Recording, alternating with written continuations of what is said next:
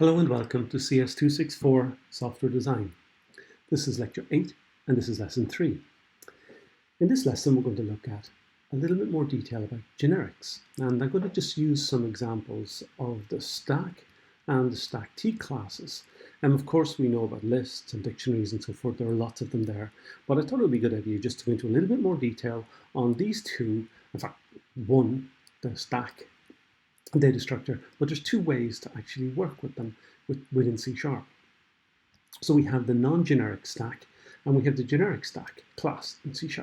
And we'll also learn a little bit about exception handling when you're working with stacks in C#.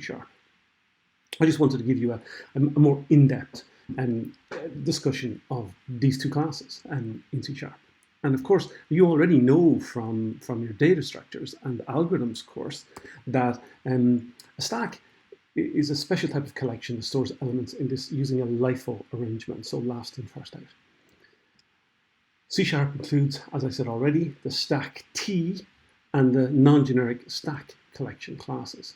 You should use the generic stack T for object collections and stack for non-object collections. Of course, you can use stack T for non-objects as well, but it's best to use the stack on its own. So elements can be added to the stack using the push method, and elements can be removed using using the pop and peek methods. So pop actually removes it, and peek just tells you what's at the top of the stack currently. Stacks are not indexed, okay, but you can iterate over them, but they're not indexed in the same way as arrays are. And there may be other methods available to you, like toArray methods that copies a stack into an array, and then you can index that array if you wish. And there's a toString method, which returns a string that represents the object at the top of the stack, or the current object, and also a contains method, which determines if a specific element is in the stack or not.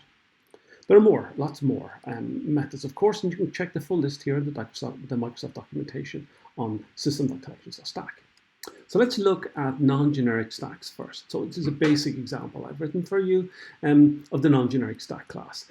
In general, the non-generic stack class can store the same type or different types of elements.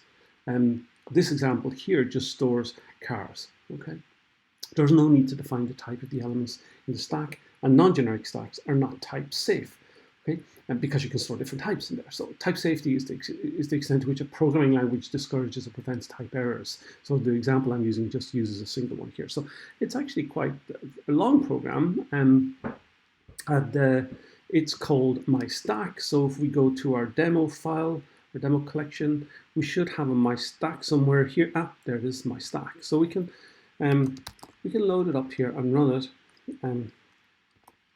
Let's go into the directory. Oh, my stack, and so we'll be able to check some of the output here. Okay, so we have a few things. So this tells us then that the program added 5 items to the stack, looked at the 5 items, stack. We did some check to see that it contained the letter W. Top of the stack was I, so we can see this. We added some more items to the stack, so a P and an L here, just dealing with characters, we said. Stack doesn't contain the letter H. We removed 4 items from the stack, and we got 3 elements, and the stack doesn't contain the letter W. So it just shows you can do some stack manipulation as you work through. So it's not a complex program. So let's see how we make it happen. So I have a method here, which is a static method that called showStack, and the stack it takes as a parameter a stack, which we'll assign to a variable called s, parameter s. So we're iterating over the characters in the stack, writing out those characters, and also doing a count to see how many items are in that stack. So we're able to see this. Now we have another method, another static method here called check stack for car. And so, okay, so we're looking for this character in the stack, and if the stack contains this character, then we say it contains the letter, otherwise it doesn't contain the letter. So it's not very complex. So I created a stack called STK. I have a seeding a random number generator here because I'll use this. Then I'm randomly adding 5 items to the stack. So you say I'm adding a character between capital A and capital Z 5 times, and I'm pushing it to the stack because we use push to push something to the stack. Now I'm calling that static method showStack, and that just works over here.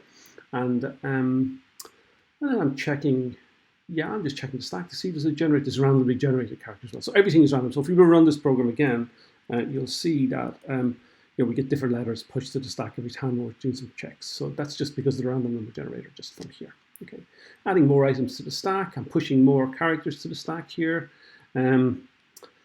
Checking it again. Now I'm popping items from the stack. Yeah, popping items from the stack.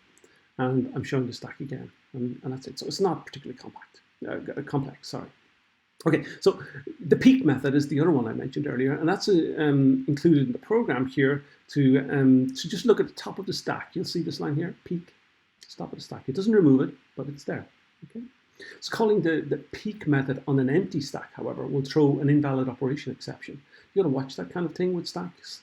So you have to check that the stack contains elements before retrieving elements using peek method. It's an important check. And I'd recommend modifying the example here that we had that program and see that for yourself. Okay. We could have also used this way to create the character stack. We could have used the generic method with stack is equal to a new stack of characters.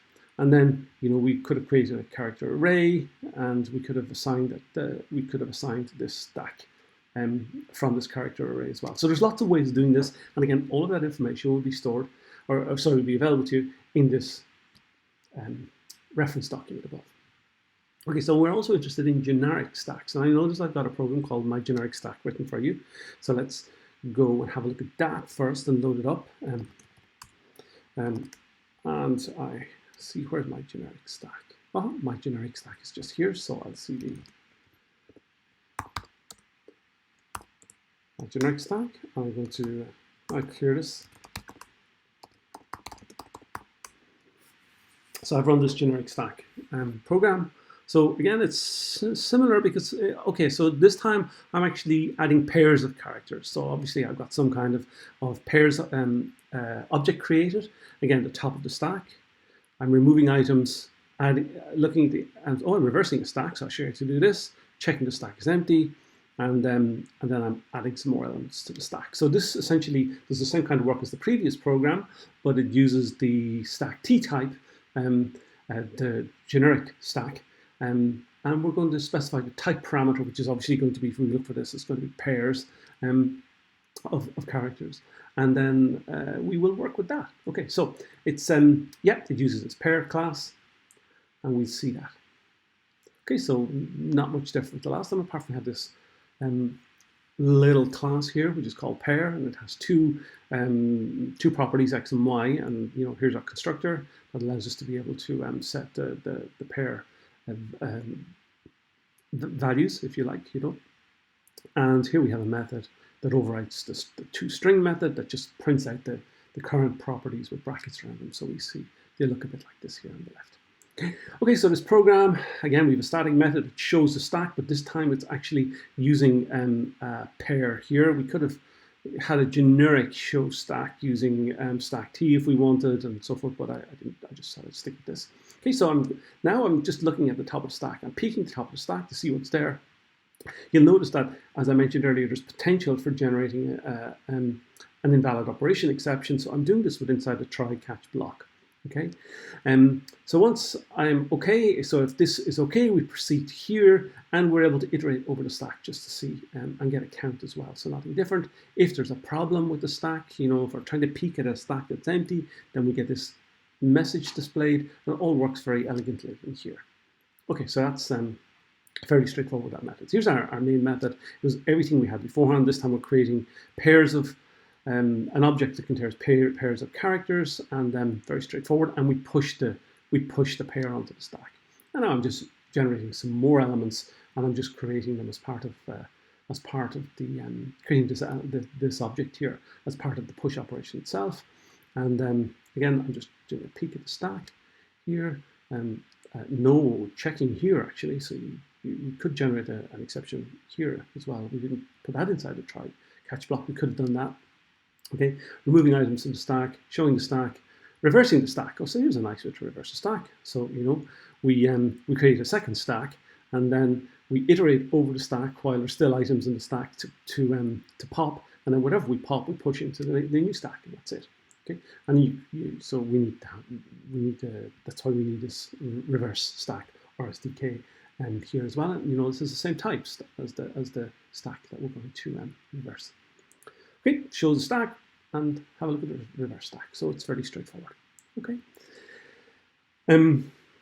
Okay, so we learned about the non-generic and generic stack classes in C#. And again, I would recommend you look up and reference try-catch in C#.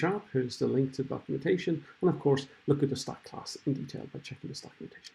Thank you very much for watching.